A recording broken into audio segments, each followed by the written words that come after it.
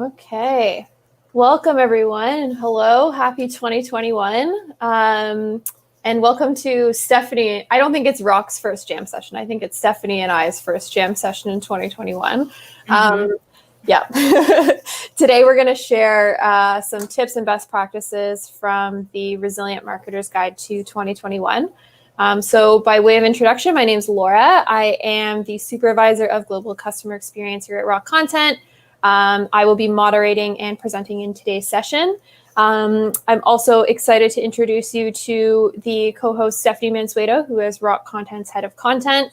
At Rock Content, Stephanie leads our content team, which is a role she stepped into in summer 2020. But before that, she was overseeing the Rock Content creative services team and worked with our customers for years to develop some really great interactive content strategies.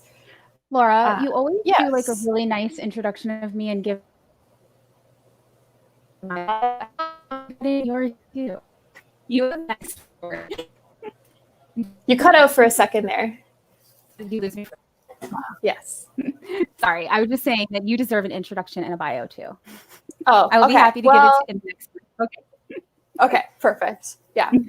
Customer experience is many things. That could be my intro for now, and then we'll think of a more professional one.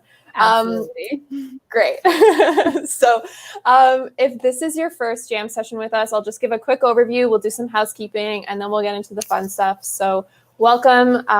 We're excited to have you guys. Our content marketing jam sessions are a mix of presentations, they're interviews, they're webinars. They're not only hosted by us, they're hosted by different people at Rock Content, and we feature experts and innovators both on our end, but also people externally and in the space. And each session has different voices, has different topics, but they all have the common theme of providing our audience with advice, trends, and best practices on how to master successful premium content experiences for your business. So I'm going to hand it off in a sec, but just want to go through a couple housekeeping items first. So please feel free to share your questions in the chat box as we go through everything. Sometimes we answer them during the webinar. I always say that, but usually we save them for the end. So you're going to want to stick around for that.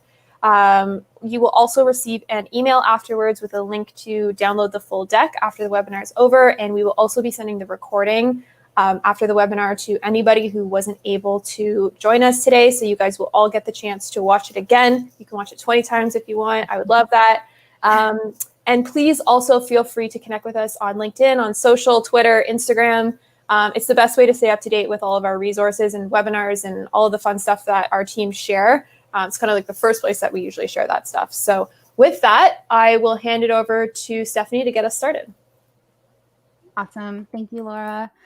Super excited to be here today. Super excited to be in 2021, right? Like what a year to say goodbye to.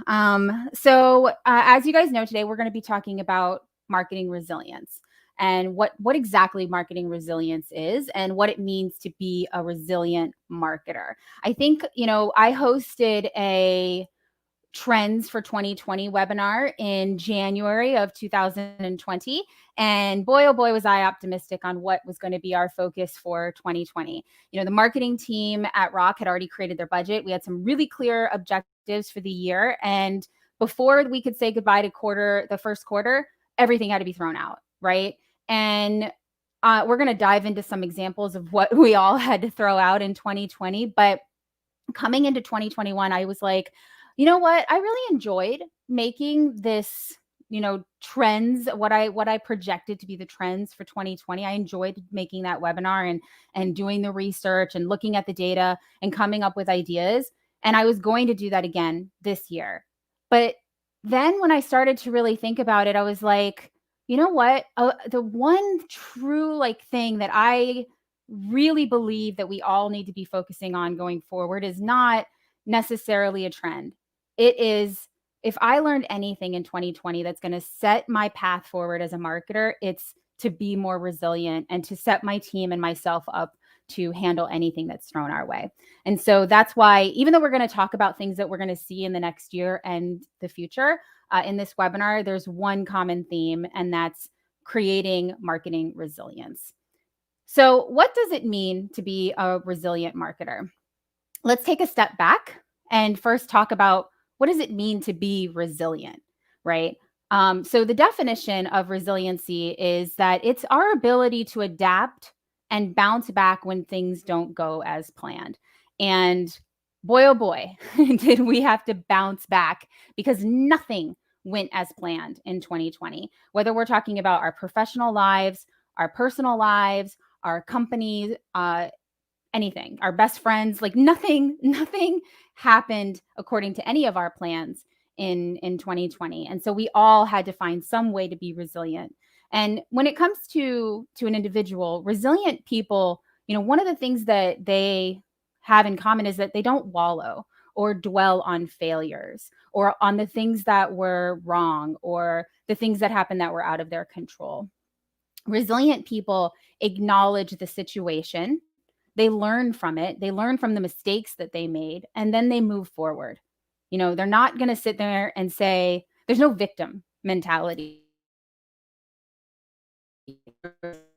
Resilient person has it, and they go, okay, that stunk. Did you lose me for a second, Laura? Did you lose me? Cool. Just a little bit. All right. So we're going to talk about working from home, and one of the things we'll have to talk about is internet. All right. So there is no victim mentality in a resilient person. They move forward, they take the lessons, and they're not sitting around going, this stunk, this happened to me, and it sucks that it happened to me, and I'm just going to sit here and be mad about it and not do anything about it. No, they're going to say, well, that was unfortunate, but here are the steps I'm going to take to improve it in the future. So if it comes at me like that again, I know exactly what I need to do. So with that in mind, what does it mean to be a resilient marketer? Well, a resilient marketer is above all agile, and they are built to serve their audience's needs as those needs evolve. Because think about it, just because you become my customer today does not mean that the needs that you have today are going to be the exact same in a year from now. I mean, hell, like, we're marketers. We know that next quarter our customers' needs might change. And we've also seen this in what motivates our customers to make a purchase, right? Like, what we were thinking about when we partnered with a business or made a purchase in January of 2020 is wildly different than what we think about now in January 2021.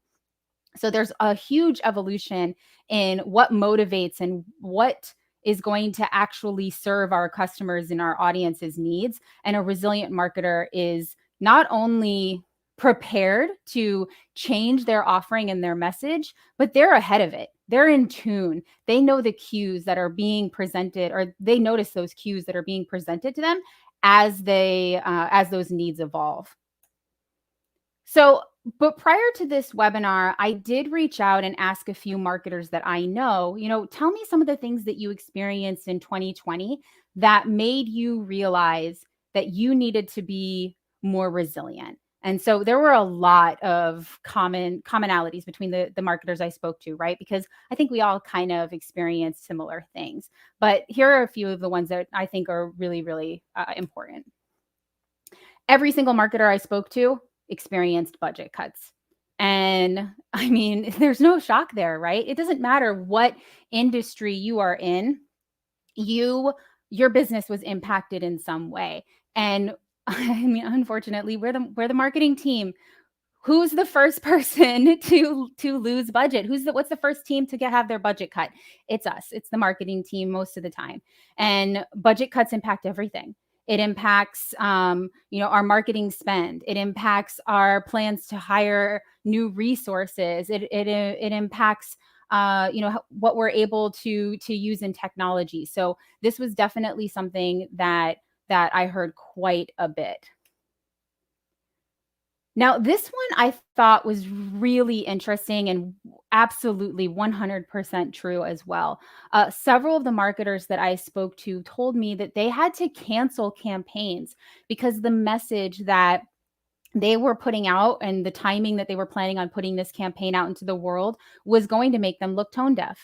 2020 was a challenging year in that, yes, we were in the middle of a pandemic, but there were a lot of social issues and so much that was going on that there definitely were some brands that were launching content and campaigns as if business was usual when people were out there feeling like the world was falling apart around them.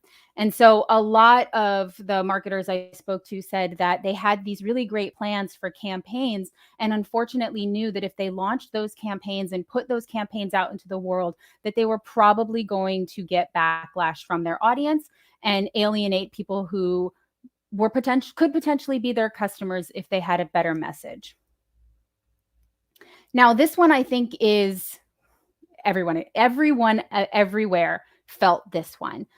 We had to cancel events and travel. And for some marketers, most of their leads actually come from events.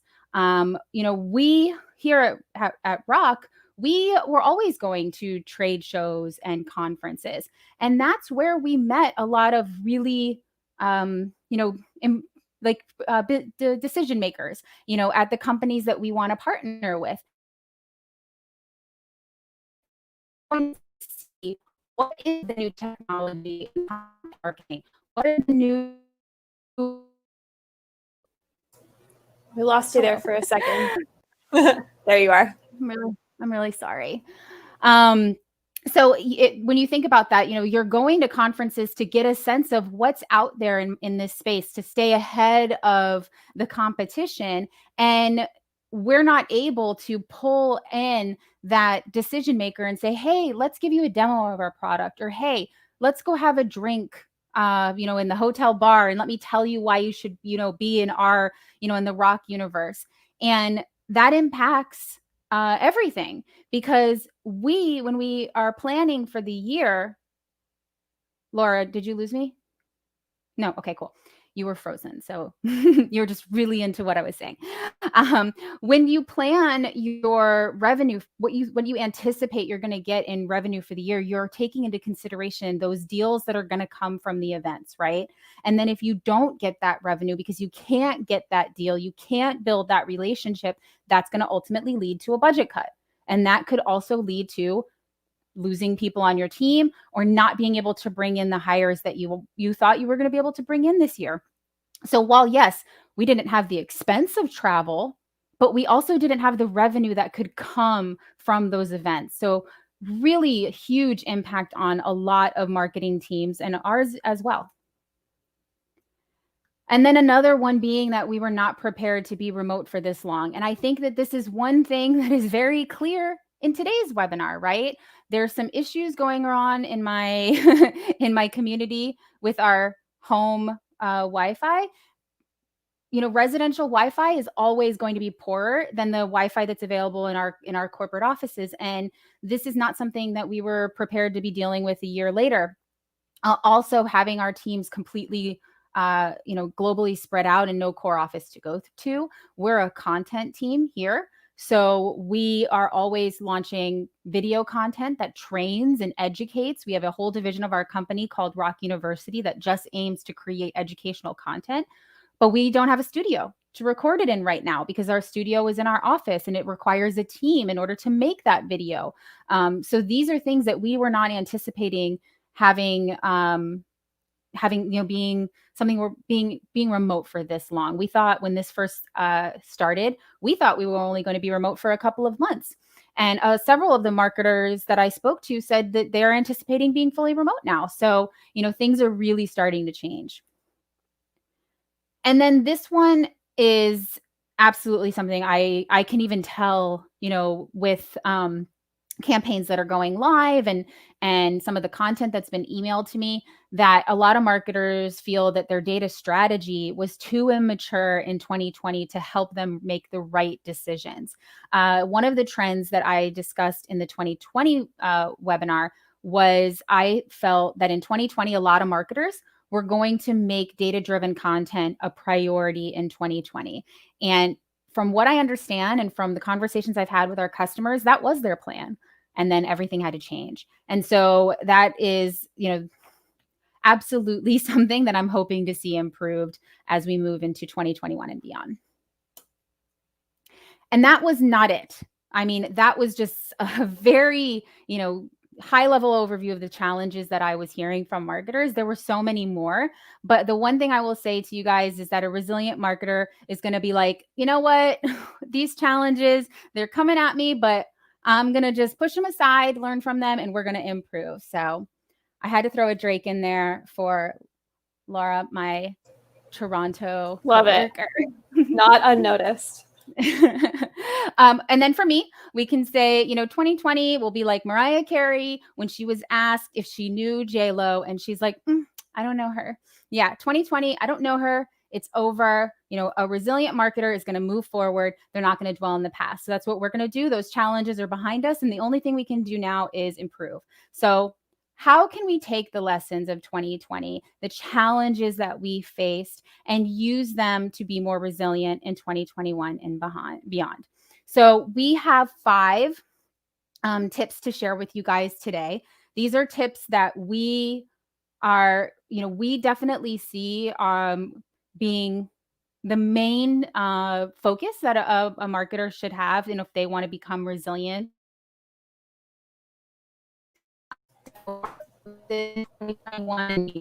Oh, we lost you for a quick second there. Oh, anyway. Oh, you're back. All right, you're back. If I go out, you can speak for me, Laura. I'm okay with that. I'll do a little song. I'll do a little dance. All right, thank you. So the first thing that we definitely noticed that we needed to focus on in 2021 was we needed to be agile. We needed to be able to change the course when things go awry. And having marketing agility means that you have the ability to quickly assess market trends, make rapid decisions, and reduce the waste by removing uncertainty. And that was something that we definitely feel we needed to improve in 2021. And we feel that a resilient marketer has a good handle on marketing agility. I mean, when you think about it, really, truly, the only way to survive 2020 as a business was to adapt to a changing landscape and adapt to it fast. I mean, we immediately, as soon as we went into a remote environment and had our entire global team remote. I mean, we've got, just on this call today, you've got me, I'm in South Florida. We have Laura, who's in Toronto. And in this picture, we have someone in Brazil, someone in London, someone in North Carolina, someone in California. I mean, we are spread out. If Manny is in this photo, we have someone that's in Jerusalem. I mean, we're all over the place. And that is a logistic nightmare if you're not prepared for it, right? There's time zones to consider. There's internet connections that are really unstable. There's a lot of things that we had to take into consideration when we first had to change to a remote team. And one of the things that we also have to recognize is that even this new normal is not going to be forever, right? This will change. And then whatever comes next will also change. So it's important for us to stay agile and ready for, to adapt as needed. So how did marketers show their agility in 2020? So the first thing that we did is, yes, we went remote, but we also paused some of our campaigns and we pivoted our messaging. So I think this is something that a lot of marketers did, and they did it really quickly, not just because of, what we mentioned earlier, which was that some of the messaging might be tone deaf, but also because we needed to move our budgets around, right? Like maybe our budgets were better spent somewhere else.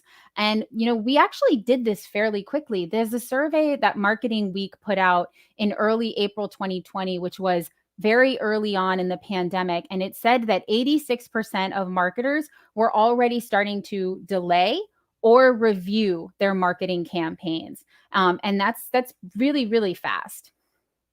And one of the campaigns I thought that was really a pretty important pause was KFC. So KFC is a global fast food chain. They make my favorite kind of food, which is fried chicken. And they have a slogan that their chicken is finger licking good, right? That's what they say. So good, you can't help but lick your fingers. And obviously, That is not going to fly in our current environment. We are pushing a message of wash your hands, don't touch things, don't put your fingers in your mouth. And so KFC cannot have a bunch of ads out there telling people to lick their fingers. So shortly after the pandemic started, they pulled all of that messaging, and they actually put content on their website that said, ignore licking your fingers for right now. We will get back to that at some point, but for now, don't do it. This actually kind of reminds me, and I just thought about it right now. Do you remember, Laura, that song from Outkast, which it was like "Shake It Like a Polaroid Picture"? Oh yeah. I cannot remember what the name. Hey Ya. Okay, Yeah. so in the early 2000s, that was a really popular song, and Polaroid was still a big thing then. And I remember they released a press release or a statement that said, actually, don't shake your Polaroid pictures because if you shake your Polaroid pictures, the film will get like it'll bleed. I think essentially is what it is, but. Like everyone was singing, "Shake It Like a Polaroid." The internet out there because I was singing. Your computer was like, no, thank you. Yeah, you don't need that. So that to me tells me that the marketing team at Polaroid was on it, right? Like people are talking right now about this song from Outkast that's really, really fun. Let's go ahead and say, don't shake it like a Polaroid picture. Another thing that KFC did that I thought was totally something is they partnered with Lifetime this December, and this I'm only showing you this because I think it's funny. But KFC is trying to give people something fun and something to distract us from what's going on in our world, right? And Lifetime is well known for their cheesy movies, and then they come out with holiday movies too. And KFC partnered with Lifetime and created a really bad holiday movie called The Recipe for Seduction with Mario Lopez of Saved by the Bell fame playing Colonel Sanders. I may or may not have watched it. And yes, it's a real thing. And anyway, I feel like we couldn't talk about KFC without mentioning this ridiculous campaign that they did. But still, I love it. So also early on in the pandemic, another campaign that had to shift was Hotels.com. So, Hotels.com has this spokesperson. It's Captain Obvious. He is always, doing these somewhat weird things in the commercials. And Hotels.com had this campaign that was going to be launching in March, where it's Captain Obvious on an airplane. He's in the middle seat, and he has one of his hands in someone else's food and the other hand is like touching someone's face. And not okay, right? Not okay for 2020, early 2020. And so they had to yank that campaign, and they had to go ahead and relaunch it with just Captain Obvious eating his own little bowl, large bowl of popcorn, sitting by himself with this message of he's going to be social distancing for a while. So, I'm sure that they had a huge budget towards his airplane campaign, but it would absolutely have not made sense for the times. But there's one thing that we learned through the content that was launched in 2020 and had the most engagement was that consumers really wanted us to be authentic. They did want us to share. They wanted us to share content that helped them tackle the new normal and not pretend that life was it was business as usual. A really great example of this is Peloton. So Peloton is they definitely have the stationary bike, which I've been an owner of since 2017, and then they also have the tread. But they have a lot of really great content that's available online and workout classes from all different types of practices. And they immediately, this was launched March 16th, they immediately offered a free 90-day trial to their app to test out their classes, because they knew that their audience and people who maybe had not committed to buying this somewhat expensive bike were probably at home and feeling overwhelmed. And they offered that for free, and they got a lot of engagement on that. And Peloton has actually seen a huge increase in their sales in 2020, because of the fact that they were actually getting at what people were dealing with. I mean, here's a mom, she's home, her kids are not at school, and, she needs something that's just hers. So this was a really great campaign, and it's acknowledging what's going on. People are feeling overwhelmed, but it's also giving an offer. So really, really smart. So, the main takeaway here is that succeeding in marketing in 2021 is going to require some reflection, some optimism, maybe a little paranoia, and a willingness for all of us to roll the dice, because 2020, it felt like we were really walking a tightrope. All right. So, tip number 2, don't try to look good, actually be good. In 2020, we saw a lot of brands giving back.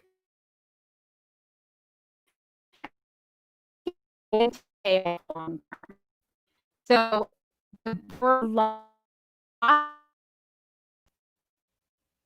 every time it cuts out, I do this. Hello, I'm back. You're back. All right. I apologize for this to everyone that's watching. I know it's really can be frustrating. I'm glad it's really quick. I have called AT&T. I don't know what their problem is. I hope it gets fixed soon. Okay. So we saw a lot of brands giving to causes that were important to them. This launched. This is from T-Mobile on April 1st. They did a campaign that was give thanks, not pranks. So April 1st is April Fool's Day. People were not in the mood for your pranks this year. We did not want any of it. And T-Mobile started this campaign that every single tweet that had that hashtag would get $1 donated to the Boys and Girls Club. I loved this campaign. The Boys and Girls Club is very close to my heart. I grew up with a single mother, and we could not put us in aftercare or pay for a babysitter. So we actually went to the Boys and Girls Club all the time.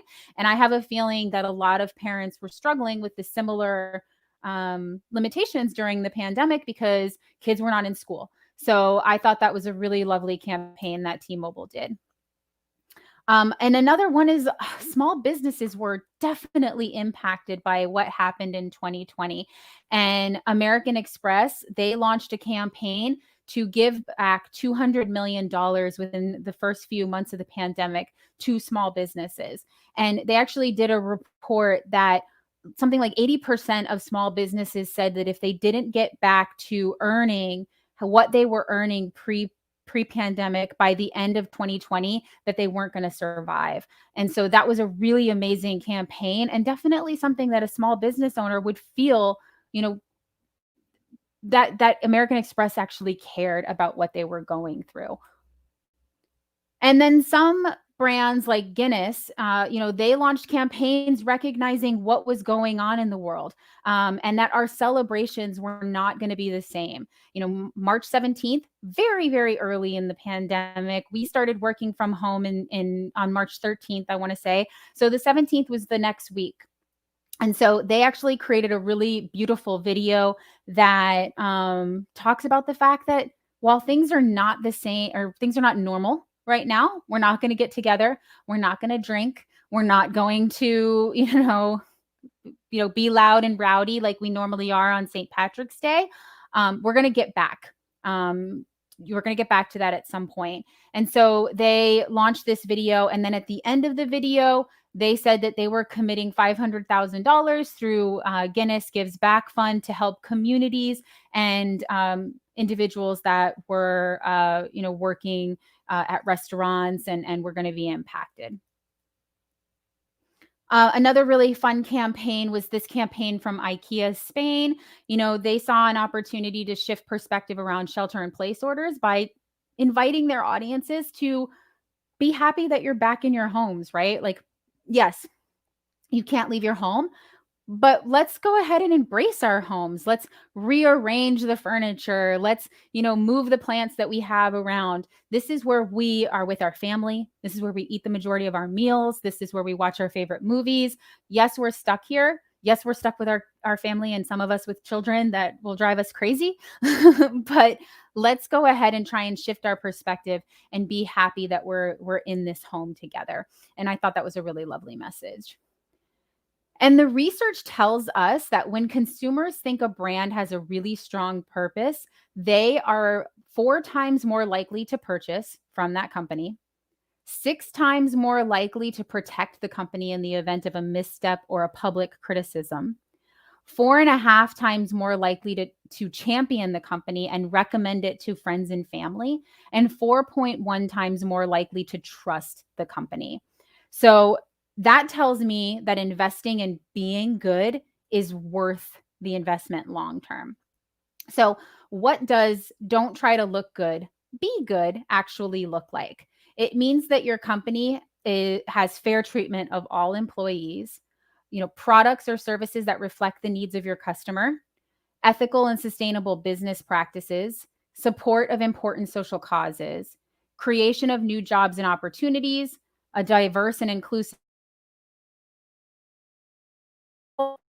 advocacy, and strong spouse. This is something that's, this is something that's within the company culture, but also is something that the marketing team can do a really good job of making sure is clear in our messaging and how we position our company and our team.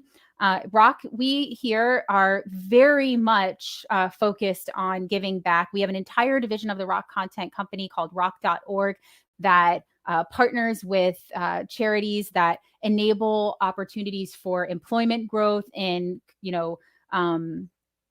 in communities that might need more support, or in groups that might need more support. We did an amazing job in October of last year partnering with partnering with charities that help people of color, with people with disabilities, and we're going to release our report on that soon. But it makes me really proud to work for a company that cares about giving back. And then tip number 3 is focusing on data. And we talked a little bit about data in another webinar. Laura and I, we hosted an entire data-driven content webinar. But it definitely became clear this year that there were gaps in data-driven strategy. So let's talk a little bit about that. So you're probably already collecting a ton of data, right? You're definitely collecting engagement data if you have a website or a blog. And hopefully that engagement data is being captured and surfaced and used in multiple different tools, but stored in one central location. So for example, you could be using data from Google Analytics, HubSpot, Adobe, all these different tools, but where is that data surfaced? So how are you using that engagement data? Is that data usable and useful? So the thing is that we all want data to be usable and useful, but data that can be easily collected and analyzed is usable. So if you have Google Analytics, you have usable data. But data that can be collected and analyzed to solve a problem is useful. And all useful data is usable. So which kind of data do you have, usable or useful?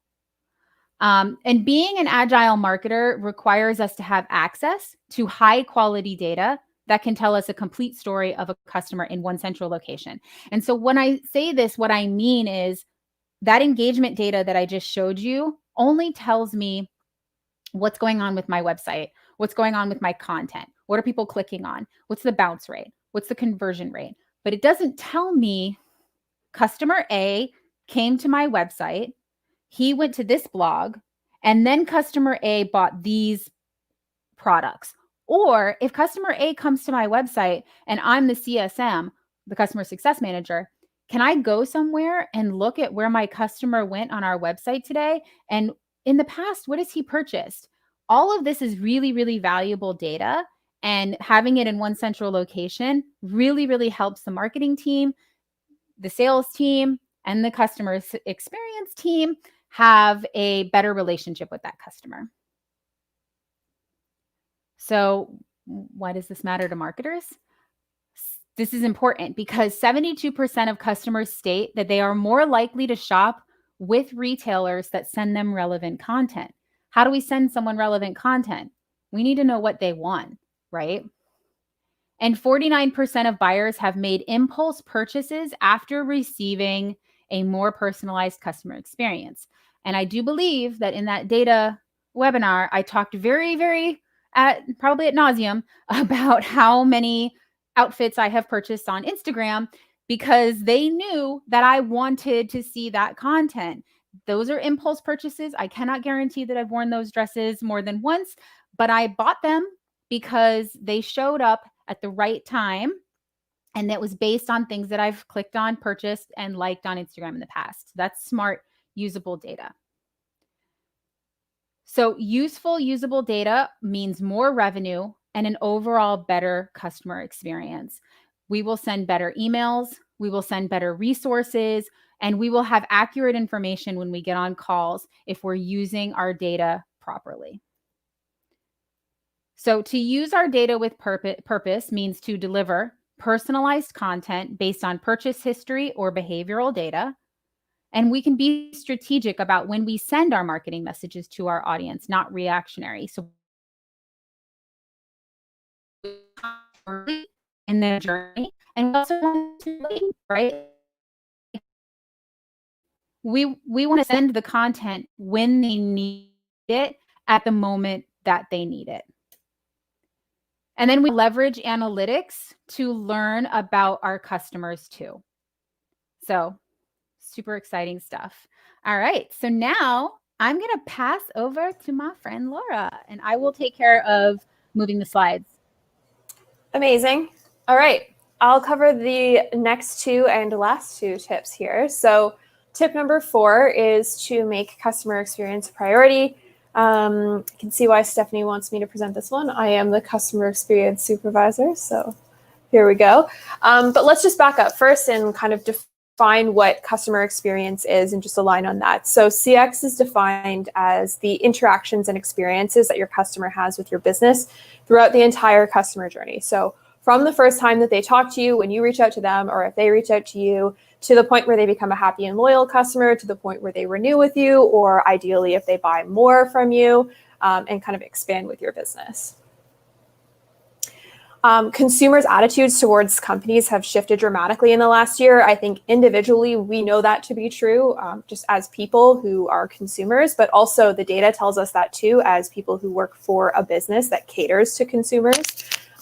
When Forrester surveyed customers about their attitudes towards companies' abilities to provide effective guidance through the pandemic, they found customer trust to be pretty low. So I think only 13% of those consumers said that they trusted retailers. Yeah, and as we know, retailers have done a lot to pivot in the last year. I want to give credit to that. They've begun to offer services such as curbside pickup. We definitely have that only in Toronto right now because we're in like a triple lockdown.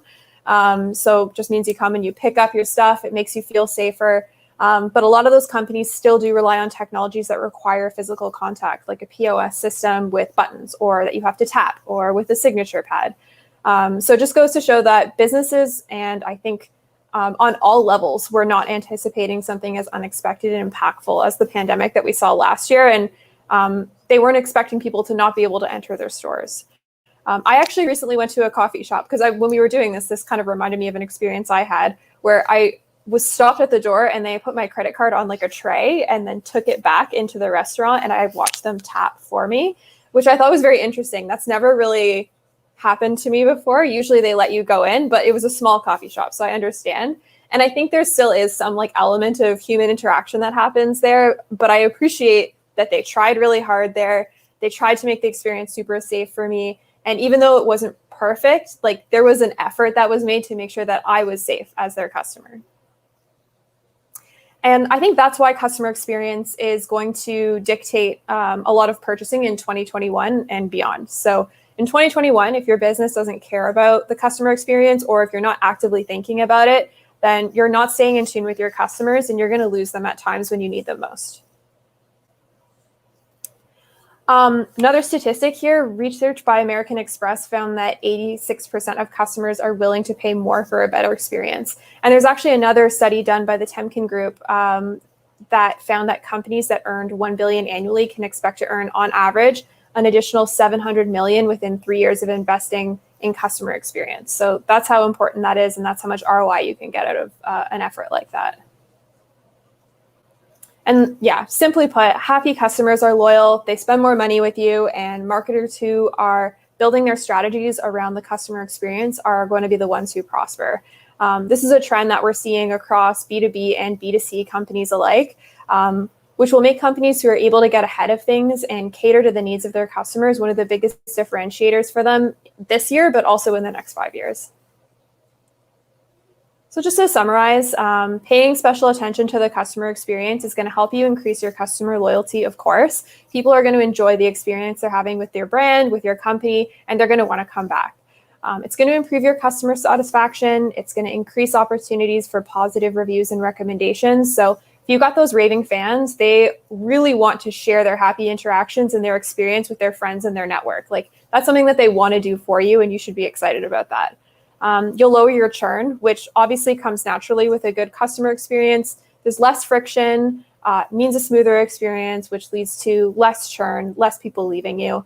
You're going to build long-term loyalty, and also, of course, everyone's favorite metric, more sales. We always love that.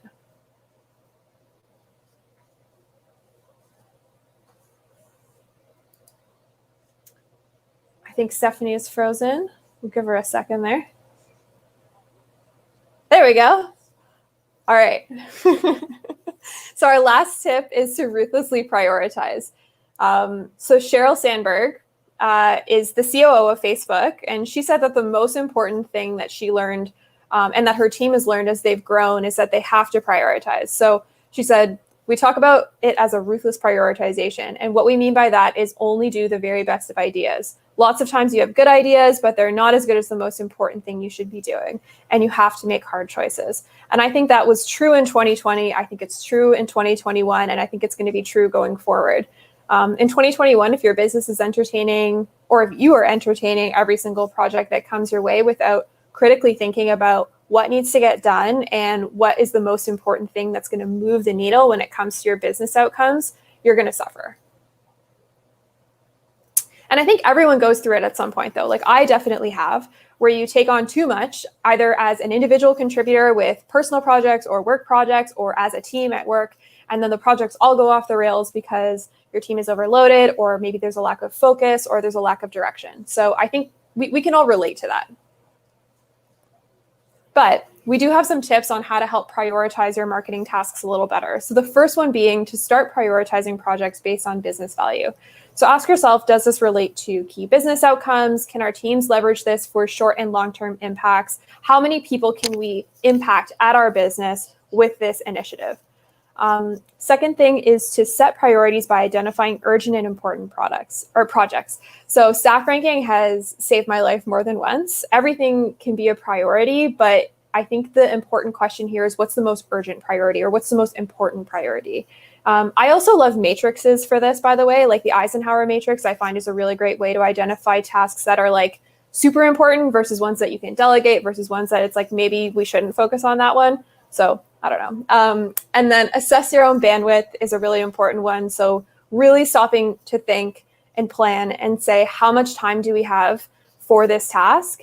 And how long is it going to take for our team to do this? And do we have the actual time to do this? Taking the time to really think about that versus just saying yes is going to be a game changer, and has been a game changer for me since I've started doing that.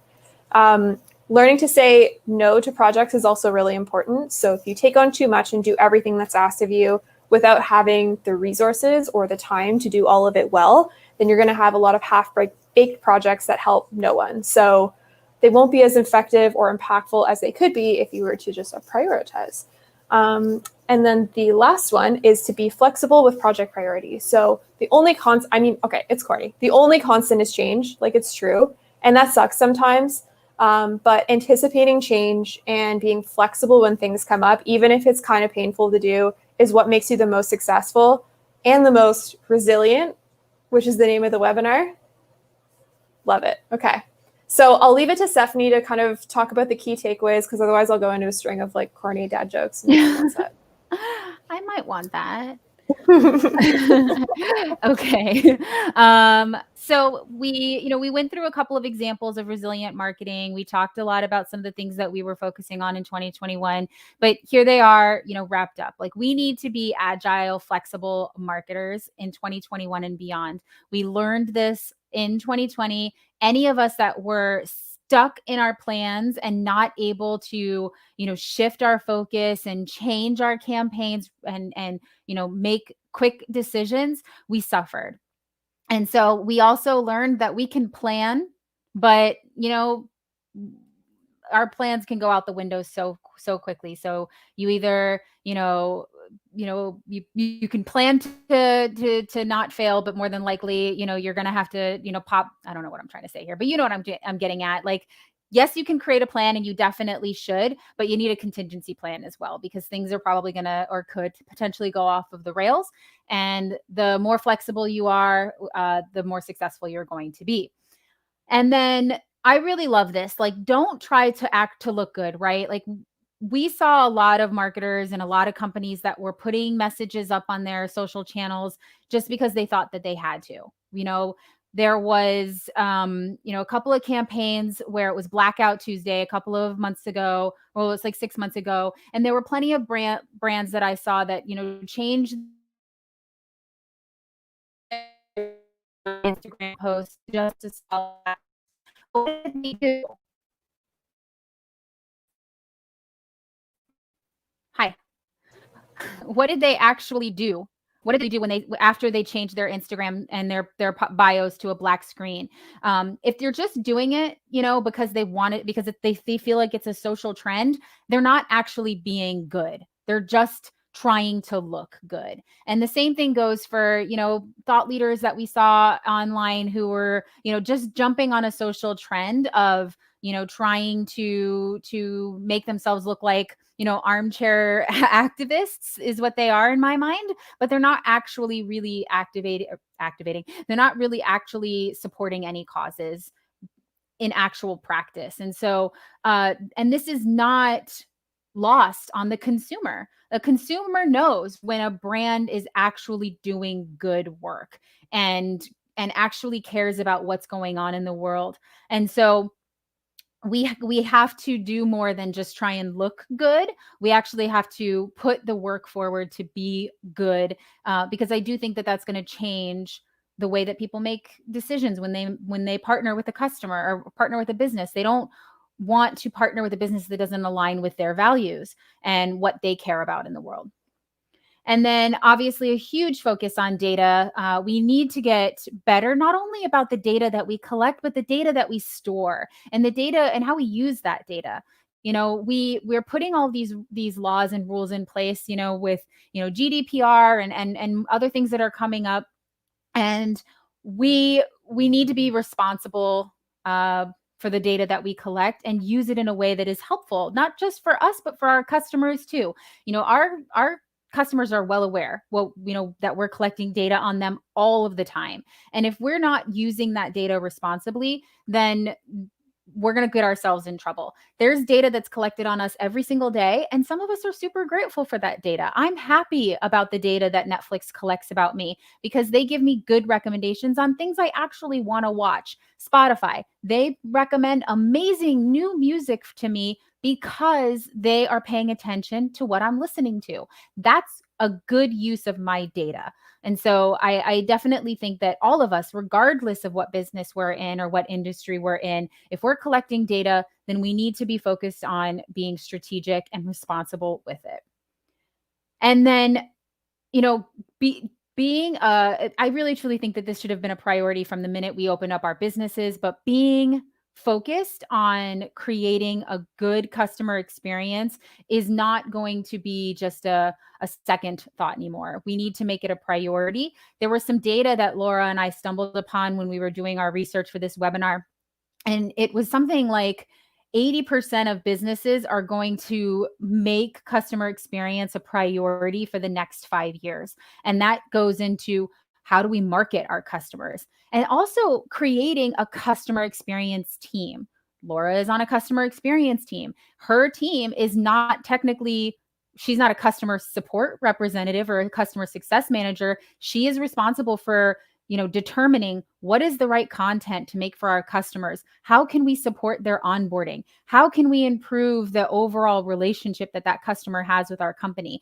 And that's wildly different than like someone who's in the day-to-day relationship of the day-to-day of managing a relationship. But it's going to be a huge priority, not just for tech companies or SaaS companies like we are, for every company. And then ruthlessly prioritize. And I need to get better about this, because in my nature is I want to help. And a few years ago, I was named Employee of the Year. And when they were giving the speech of me winning, they said, "This person doesn't say no." And when they said that, I was like, is that a good thing though? Like, is that a good thing that this person doesn't say no?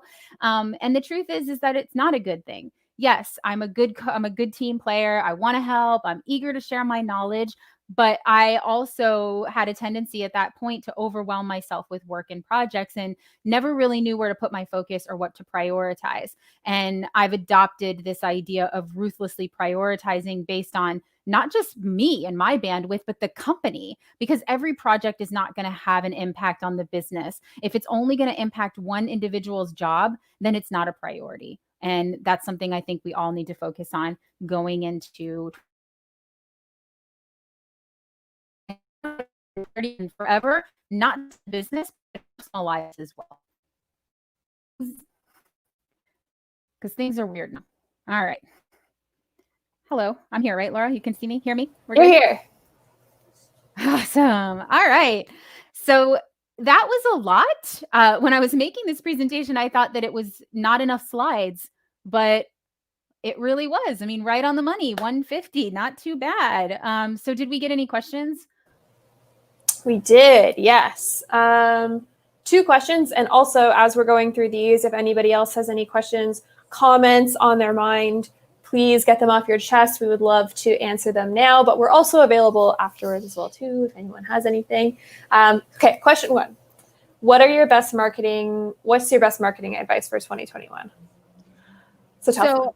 It is a tough one, because a lot of it depends. But I mean, I think the most important thing is that, put your ear to the ground and listen to what your customers want, and I think that goes back to the data part of it, right? Like, without responsible data collection and without actually looking at data, we're just, what is it, flying by the seat of our pants? Is that saying, like, we're just making decisions based on nothing, based on what we think our customers want.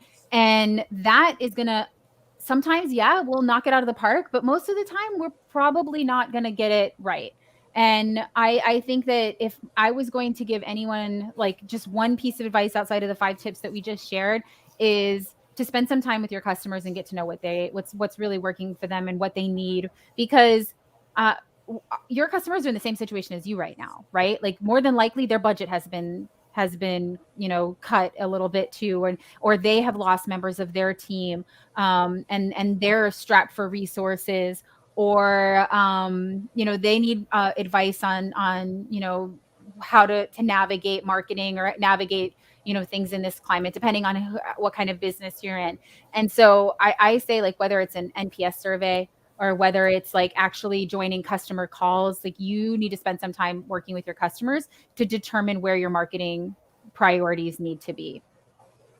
Yeah, I totally agree. As somebody in customer experience, like, every day I'm using data to figure out what's the best way to communicate with our customers. What do they need? How can we support our teams who are supporting our customers? And then how can we directly support our customers? So I think that's extremely true. Cool. Second question is, how can interactive content help? I guess I think it's a 2-part question. So the first was, what was your best marketing advice for 2021? And then the second part of the question was, how can interactive content help with that? I mean, interactive content is a data machine, right? So, I mentioned very briefly the idea of creating an NPS survey. So you can create surveys in an interactive content format to just capture that data and analyze it. And also you can use interactive content to create really targeted, personalized content once you have that data. So there's a lot of things that you can do with interactive content. I think that the best thing for you to do is to watch our series of interactive content webinars. Laura and I are I don't know yet what our next one is going to be. But since the beginning of Q4, we have launched, I think 5 or 6 interactive content training webinars. They're available to you on our website. But we have them with an introduction to interactive content, how to add interactive content to your strategy, how to leverage data collected from interactive content, and so on and so forth. I think we did one on adding interactive content to the buyer journey. So go get it, because that's the best way for you to see how interactive content can help with your 2021 and beyond marketing. Love it. Love it. Cool. Yeah, I don't think we have any other questions. So we can wrap it up here probably and say thank you, Stephanie. That was great. I loved this one. It was really fun to do. And thank you all for joining us. Like I said earlier, we will be sending out the recording after this. We'll also be sending out the deck to everybody who registered and participated in the webinar live. So keep your eyes out for an email from us. But yeah, thank you. I hope you guys all enjoy the rest of your Thursdays. Thank you, Laura. Thanks. And sorry about the internet. Bye, guys. Bye, everyone. Thank you.